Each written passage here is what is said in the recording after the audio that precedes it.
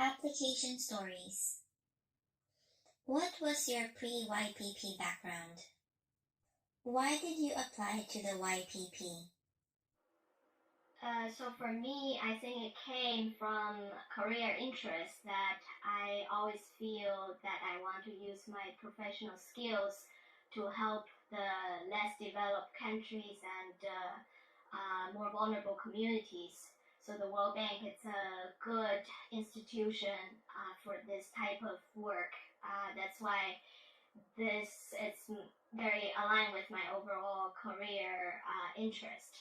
And I know that YP, I mean, for me, I didn't see much when I applied that YP might have a little bit prestige in this process.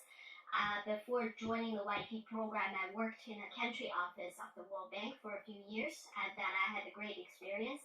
I always wanted to work internationally, and I knew that YP would be a good opportunity to do that. So that's why I applied, and I don't regret that. Okay, so before applying to the YP, I was always in academia. So I finished my PhD in health policy and health economics, and then did my postdoc research fellow with Duke University.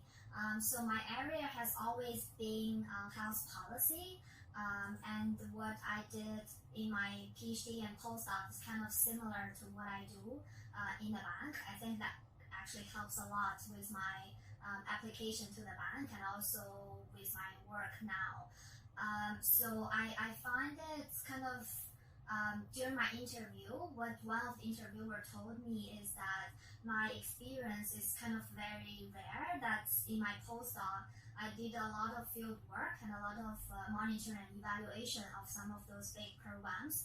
And that's what the bank people doesn't do, because bank usually contract either a third-party verification agency or another agency to do all those detailed work. So having some of those ground experiences actually doing it is valued by my interviewer. So about why I applied for this job. So as I said, the work I used to do is actually very similar to what I do now. Except that now I work for the bank and is more on the higher level, policy level, and manage some of those programs, not necessarily doing some of the ground level implementation. For me, I find bank is one of the most powerful agencies that has a lot of funding to actually implement some of those national health programs. And also there's a lot of high level policy influence, which I feel is what I wanted, but I was kind of unable to do to the extent as I can do now when I was in academia. Were you previously a staff member or a short-term consultant? So I was working in the World Bank's Beijing office in China. I was a consultant first, and within 1 year I became staff. I worked there. I really enjoyed that experience. That really gave me a great experience in learning the World Bank operations and working so closely with the client, all kinds of client, and addressing all kinds of issues on the ground. That was very fulfilling. I also worked on some analytics, but because of the nature of the portfolio and the funding structure, I worked more on operations back then. So overall, it's a great experience. Colleagues are very experienced, very talented. I learned a lot from the colleagues there. I am in the World Bank's currently called the Urban Resilience and Land Management Global Practice.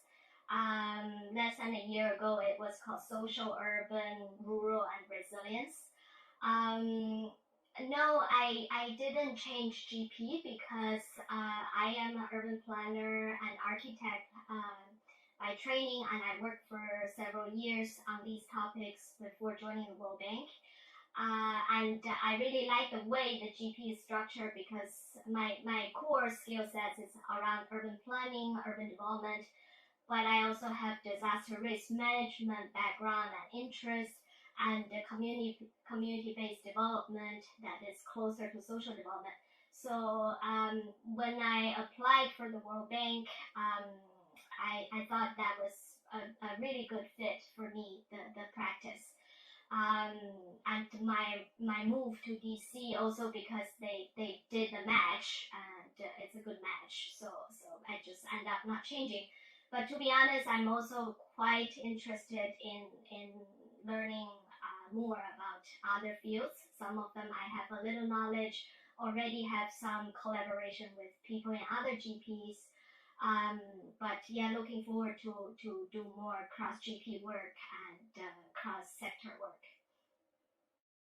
Application stories. Why did you apply and how did you end up becoming a YP? I applied because I wanted to work in development, and the World Bank was the biggest player in development that I saw, and the most relevant, and that's why I thought I could have the most impact in terms of that, and that's how I ended up here. So I had a supervisor in my graduate program who went to go join the World Bank, and so as he was getting ready to depart, we were talking about what this World Bank thing is and how it worked and all of that. And I then went into a very different direction from that, and was very much more focused on domestic policy, and had gone on leave of absence to serve in a political role in my country's government. And I ended up one day coming back and having a former supervisor forward me the application with a line that said, "Hey, you'd be great at this." And I thought it was interesting, and I submitted an application. And then kind of the process took over from there. I submitted that. I was asked to submit a second round. I interviewed. I got an offer, and said, this is going to be a great adventure, and let's see what the World Bank's all about. Just before the YP, I was doing consulting with IFC Advisory. Most of my career up until that point, I had been working for the World Bank Group. When I first came to DC, I was in part of the doing business team as a consultant. We were piloting a new survey on access to finance, and then I did the JPA program, which no longer exists. It's now the equivalent of the analyst program. So I did that at the World Bank Treasury, and at that time we had a grace period. A grace period of 2 years after you're done with the program. So I left and joined the mission to the UN in New York for 1 year, and then I decided to go back to graduate school. I had done a master's in public administration, so instead I went to get an MBA. I don't think the two are very comparable because in my case I didn't work for IFC Investments, which is the equivalent of World Bank operations. So you're not really comparing apples to apples. My experience at IFC was not a very fulfilling one, but I think that's more to do with the unit that I was part of, rather than IFC itself or the fact that I was a consultant.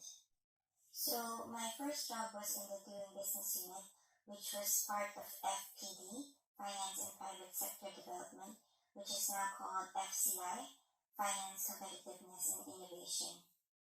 So it was this weird thing where you had some IFC staff and World Bank staff, but it wasn't proper IFC, as you would say.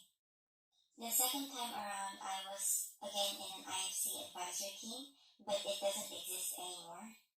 This team was looking at the IFC portfolio and trying to see which projects we have invested in could be considered inclusive business.